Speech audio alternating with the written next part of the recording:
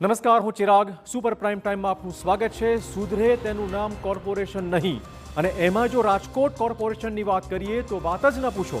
અગ્નિકાંડમાં 28 લોકો હોમાયા બાદ પણ કોઈ સુધારો થયો નથી. આટલી મોટી દુર્ઘટનાને 4.5 મહિના થઈ ગયા છે. ત્યાં હવે જેલમાં બંધ સાગઠિયા અને તેની ટોળકીના વધુ એક કૌભાંડનો થયો છે પર્દાફાશ, અને આ વખતે તો ઘાત હતી 600 માસૂમ વિદ્યાર્થીઓ પર.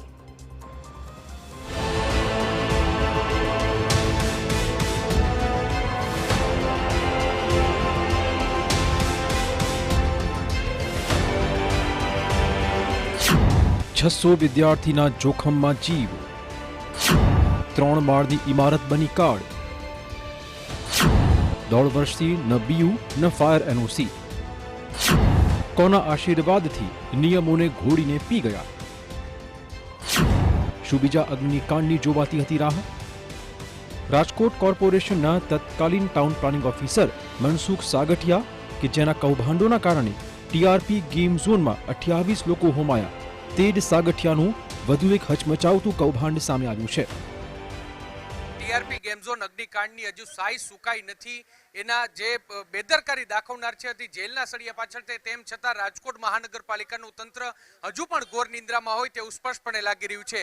રાજકોટના મવડી વિસ્તારમાં સૂચિત વિસ્તારમાં જે જયકિશન સ્કૂલ છે તે ખડકી દેવામાં આવી છે. નવાઈની અને ચોંકાવનારી વાત તો એ છે કે આ બાંધકામ છે તે છેલ્લા 1 વર્ષ પહેલા તેને નોટિસ આપવામાં આવી હતી, અને 3 માળનું ગેરકાયદેસર બાંધકામ છે તે ખડકી દેવામાં આવ્યું છે. આપને હું દ્રશ્યો બતાવવા માંગીશ. બાંધકામના દ્રશ્યો કે જે બાંધકામ છે તે અહીં ખડકી દેવામાં આવ્યું છે. કોઈ પણ પ્રકારની બીયુ પરમિશન લેવામાં આવી નથી. એટલું જ નહીં, પરંતુ ફાયર એનઓસી છે તે પણ લેવામાં આવી નથી. જ્યારે ટીઆરપી ગેમ ઝોન અગ્નિકાંડ થયું ત્યારબાદ મહાનગરપાલિકાનું તંત્ર છે તે પોતાની છાપ સુધારવા માટે શહેરના જે અલગ અલગ ક્લાસીસ હોય કે પછી સ્કૂલો હોય તેને સીલ મારવાની કામગીરી છે તેમના દ્વારા શરૂ કરવામાં આવી હતી. અને અહીં પણ 2023માં આ બાંધકામ તોડી પાડવા માટેની નોટિસ આપવામાં આવી હતી, પરંતુ તંત્રનું જાણે પાણી હલતું ન હોય તે પ્રકારની સ્થિતિ છે તે જોવા મળે છે. અત્યારે પણ આ બાંધકામ છે તે અહીં ખડકી દેવામાં છે. એટલું નહીં, પરંતુ અંદર વિદ્યાર્થીઓ છે તે અભ્યાસ પણ કરી રહ્યા છે.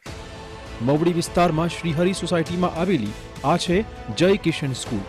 પણ તમને જાણી નવાઈ લાગશે કે આખું બિલ્ડિંગનું બાંધકામ ગેરકાયદેસર છે. જી હા, સ્કૂલ સંચાલક મિલન વેકરિયાએ બિલ્ડિંગ યુઝ પરમિશન લીધી જ નથી. એટલું જ નહીં, કમ્પ્લીશન સર્ટિફિકેટ ઉપરાંત ફાયર એનઓસી પણ મેળવાઈ નહીં. છતાં અહીંયા 600 જેટલા વિદ્યાર્થીઓ અભ્યાસ કરે છે. આ 600 માસૂમના જીવ સાથે રમત થઈ રહી છે. આખો વિસ્તાર છે તે ગીચ વિસ્તાર છે, અને આ ગીચ વિસ્તારમાં જે પ્રકારની સ્કૂલ ધમધમી રહી છે તે જો કોઈ દુર્ઘટના બને અથવા તો ટીઆરપી ગેમ ઝોનમાં જે રીતે આગ લાગી એટલે કે અહીં કોઈ આગ લાગવાનો બનાવ બને તો વિદ્યાર્થીઓને કઈ રીતે બચાવી શકાય? કારણ કે અહીં જે પ્રકારની સ્થિતિ છે ફાયર બ્રિગેડ પણ અહીં ન પહોંચી શકે તે પ્રકારનો ગીચ વિસ્તાર છે, અને આ વિસ્તારમાં આ સ્કૂલ છે તે ધમધમી રહી છે.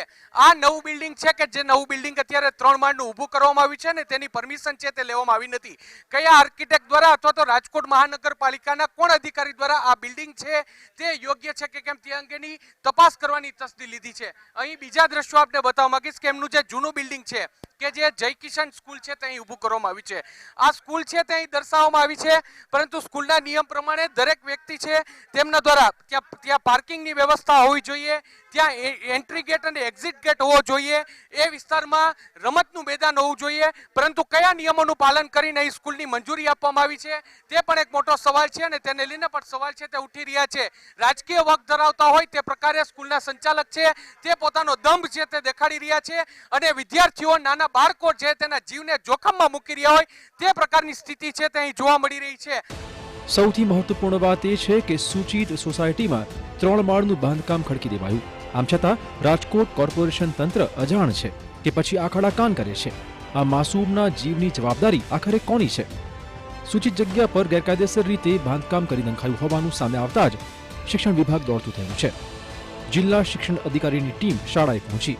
બીજી બાજુ રહી રહીને જાગેલા કોર્પોરેશન તંત્રએ પણ કામગીરી શરૂ કરી છે, અને હવે નિયમોની યાદી બહાર કાઢાઈ છે. સૌપ્રથમ સ્કૂલમાં નળ અને વીજ કનેક્શન કાપવા નક્કી કરાયું. ત્યારબાદ શૈક્ષણિક કાર્ય બંધ કરવાનો નિર્ણય લેવાયો. તો આ ગેરકાયદેસર બાંધકામ પણ તોડી પાડવાના આદેશ આપી દેવાયા. અગાઉ આ મિલકતને 262ની નોટિસ અપાયેલ છે.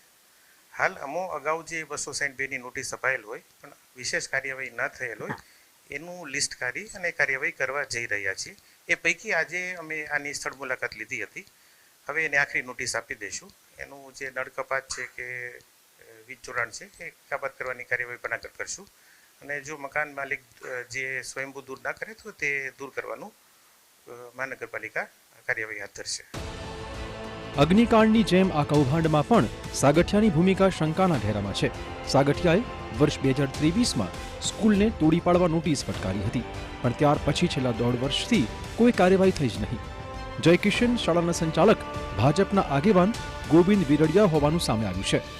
પરંતુ આ મામલે સત્તાધીશોએ ચોરી પર સીનાજોરી કરતા હોય તેવું રૂઆબ મારતા કહ્યું હતું કે મવડીમાં તો ઘણી સોસાયટીઓ ગેરકાયદેસર ધંધમે છે.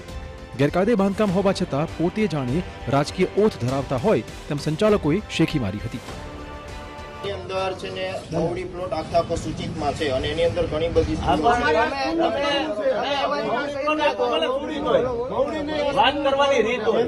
સાહેબ મેં આવીને પ્લીઝ જ કીધું.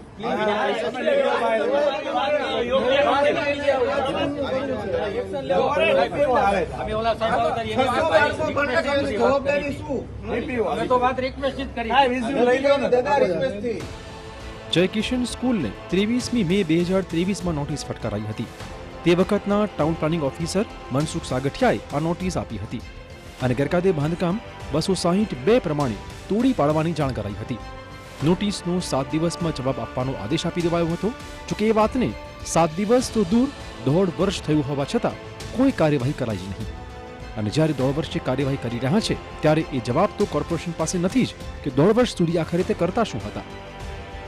સમય માટે તો કોઈ જોગવાઈ નથી, પણ એ બને એટલું વહેલું અમે આ દૂર કરી દઈશું. હું માનું છું આ ધ્યાન ઉપર હતું એટલે તો 260 આપેલી હોય, પછી કાર્યવાહી થયેલ નથી. શું કામ કાર્યવાહી થયેલ નથી એ આપણી પાસે અત્યારે હાલ માહિતી નથી, પણ આપણે કાર્યવાહીઓ કરી રહ્યા છીએ.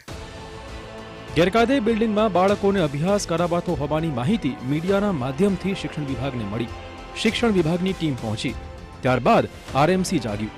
હવે સવાલ એ જ થઈ રહ્યા છે કે અત્યાર સુધી કોર્પોરેશન શું કરતું રહ્યું? કેમ 1.5 વર્ષ સુધી નોટિસનો જવાબ ન લેવાયો? જવાબ ન મળ્યો તો 1.5 વર્ષની રાહ કેમ જોવાઈ? 7 દિવસે જવાબ ન મળ્યો તો કોર્પોરેશને શું કર્યું? મંજૂરી એનઓસી વગર ચાલતી સ્કૂલમાં દુર્ઘટના ઘટી હોત તો? શું કોઈના આશીર્વાદના કારણે નોટિસ દબાઈ ગઈ? શિક્ષણ વિભાગની કાર્યવાહી બાદ કેમ કોર્પોરેશન જાગ્યું? શું કોર્પોરેશન તંત્ર અગ્નિકાંડ પછી પણ હજુ લાલિયાવાડી જ કરે છે? શું રાજકોટ મહાનગરપાલિકાનું તંત્ર છે તે બીજી દુર્ઘટનાની રાહ જોઈ રહ્યું છે? શું કોઈ દુર્ઘટના બને ત્યારબાદ જ તંત્ર જાગશે? અહીં જે બાળકો અભ્યાસ કરી રહ્યા છે, જે બાળકો ભણી રહ્યા છે, તેમની સેફટીને લઈને, તેમની સુરક્ષાને લઈને શું તે એક મોટો સવાલ છે. સવાલો અનેક છે. જવાબ છે હા. રાજકોટ કોર્પોરેશનને કોઈના જીવની જાણે કિંમત જ નથી. અને જો કિંમત હોત તો 600 વિદ્યાર્થીઓ જ્યાં ભણે છે ત્યાં આવી બેદરકારી દાખવી જ ન હોત. હદ તો ત્યારે થાય છે કે અગ્નિકાંડ બાદ પણ નોટિસ પેન્ડિંગ હતી, તેના પર કોઈ કાર્યવાહી થઈ જ નહીં. શું કોર્પોરેશન આટલી મોટી દુર્ઘટના બાદ હજુ પણ ઊંઘે છે કે પછી કોર્પોરેશનના અધિકારીઓમાં એટલી હદે બેદરકારી ઘૂસી ગઈ છે કે આ ઘટનાઓની ગંભીરતા તેમને સમજાતી જ નથી?